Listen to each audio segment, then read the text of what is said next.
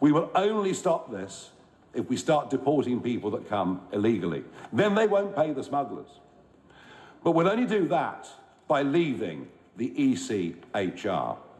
But I've got a fun suggestion that I think would liven up politics, engage the public, and see a massively increased turnout.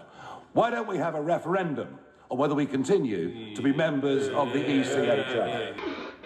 The leader of Reform salivating today at the prospect of putting the UK in the company of Russia and Belarus as the only European countries outside the Human Rights Convention. This absolute bollocks needs to be called out whenever it rears its ugly head. The European Convention on Human Rights protects our right to a fair trial, freedom of assembly and expression, the right to participate in free elections, freedom of religion, freedom from discrimination, the right to privacy, freedom from torture and degrading treatment. And as for the issue of small boats, Mr. Farage will fall off his chair when he sees this. I'm someone who says we have a problem with illegal migration. You cannot have a situation where boat after boat crosses the channel, leaving a perfectly safe country, France, and coming to another perfectly safe country, Britain. You just can't have that. And so you have to be creative and inventive, and that's what the Rwanda policy is. And hand on heart, if this had come up when you were PM, would you have gone for this policy? Well, we'd had a totally different situation because we had a situation where you could return people directly to France. Now, I'd love that situation to be the case again. That's the most sensible thing. People land on a beach in Kent, you take them straight back to France, you therefore break the model of the people's smugglers. So shouldn't you be trying to get that? Well, that's not available at the moment. It's simply not possible at the moment. Because of Brexit? Well, because of the situation we're in. Former Foreign Secretary Lord Cameron suggesting Britain can no longer return Channel migrants to France because of Brexit, which was championed by the Reform Party leader. In 2018, prior to the UK officially leaving the European Union, just 299 came across on small boats. But by 2022, that had increased to tens of thousands. Shouldn't you be trying to get that? Well, that's not available at the moment. It's simply not possible because of at the Brexit? moment. Well, because of the situation we're in. Lord Cameron's comments chime with this from French President Emmanuel Macron.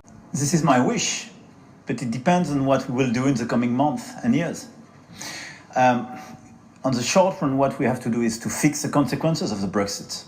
A lot of issues we have are direct consequences of the Brexit, and probably some of these consequences were underestimated, but we have to fix them. Cameron's comments also chime with a study by Durham University which found the primary factor in the skyrocketing number of small boat crossings was Boris Johnson's oven-ready Brexit deal.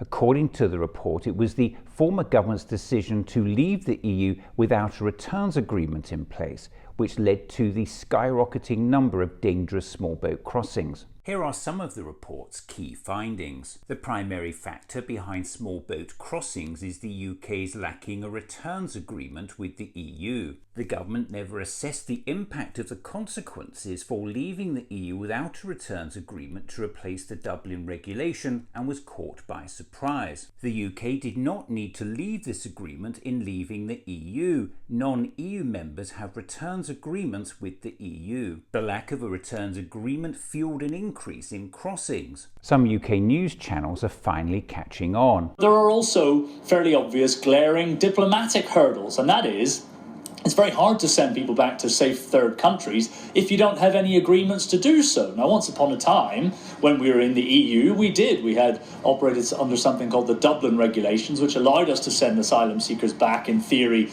to the place where they had first arrived and claimed asylum. Those fell away upon Brexit, and we haven't really replaced them. We have half a dozen or so agreements in place.